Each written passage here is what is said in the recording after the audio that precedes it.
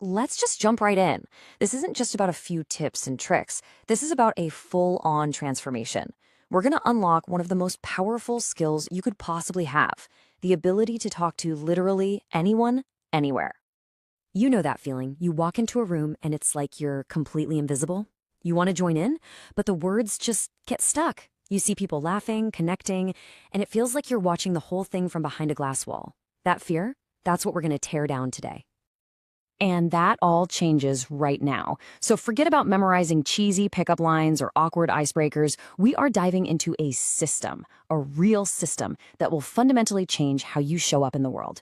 We're talking about a transformation in your presence, your confidence, and your power to forge real connections. Okay, so let's start with the root of the problem, right? It's not that you don't know what to say. It's the fear of saying it. It's that tiny voice in your head that's absolutely terrified of being judged. That's our first target. Now, let's get into the good stuff, the practical stuff. Because great communication, it actually starts before you even say a single word. It's all about mastering your presence, using these powerful nonverbal cues to just scream confidence from the second you walk into a room. So our very first technique is called the flooding smile. And trust me, it's probably not what you're thinking. Okay, so here's the psychology behind why this is so powerful. A quick, sudden smile, it can feel fake, kind of forced. But the flooding smile, that's different. You make eye contact, you pause for just a split second, and then you let this warm, genuine smile slowly spread across your face. It kind of says, hey, this smile is just for you. And that, right there, builds instant trust. And here's where it becomes a superpower. Picture a job interview. Everybody else walks in with that tight, nervous grin. But you pause, you make eye contact, and then you deliver that slow, flooding smile. Instantly, you're the calm, confident one in the room. You've already made this incredible impression, and you haven't even said a word. All right, next up, a super simple but seriously profound technique. Limit the fidget. This is all about the incredible power of stillness.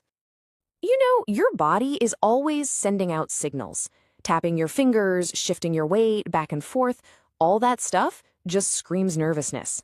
But stillness is pure power. When you stand tall and just keep your hands relaxed, you project this calm confidence. It shows everyone you're comfortable and totally in control. All right, so you've got the nonverbals down. You're looking good. Now, let's get into the heart of the conversation. How do you actually forge those genuine, memorable connections? Let's figure it out. And this next one, this is an absolute game changer. It's called echo their emotion. See, most of us, we listen to the words people say, and we respond with logic. But real connection, that happens on an emotional level. So when someone shares how they're feeling, your job is to mirror that feeling right back to them. It's the difference between saying, I hear you, and I feel you. And that makes them feel safe, seen, and truly, deeply understood. Okay, let's look at a classic example. Your friend or maybe a colleague says this to you. Now, how are you going to respond? The logical reply, it isn't wrong, but it kind of makes it about you. The emotional reply, though, wow, that must be draining. It validates their feeling and keeps the focus right on them. You see the difference? One is a wall. The other is a bridge. Okay, let's just kill boring small talk forever with this next technique, all right? It's all about using open-ended questions. Look at the difference here. Closed questions, they just get you one-word answers. Yes, no. Conversation, dead. But open-ended questions, man, they're like doors. They invite stories. So instead of, do you like your job? Try asking, what's the most rewarding part of what you do? Now you're not just talking, you're on a journey together. Now for the final piece of the puzzle. We've talked presence, we've talked connection.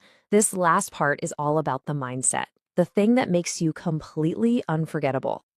This might just be the most powerful mental shift you can possibly make before you talk to anyone. Are you ready? Simply assume they already like you. Just think about it for a second. We usually walk in hoping people will like us, and that fear just radiates off of us. But what if you flipped the script? Walk in assuming they're already happy to see you. Your posture changes, your smile becomes real, and your energy shifts from needy to warm and welcoming. And the crazy part? People almost always mirror the energy you give them. And this quote just says it all, doesn't it? Your brain actually follows your body's lead. So when you carry yourself with that quiet assumption of acceptance, you project this natural confidence, not arrogance, but a calm, magnetic presence that people can't help but be drawn to. And that really brings us to the core of everything. These techniques, they aren't about putting on a performance. They're about shifting your focus away from what you're going to say next and onto how you're going to make the other person feel. Because that's the real power you have.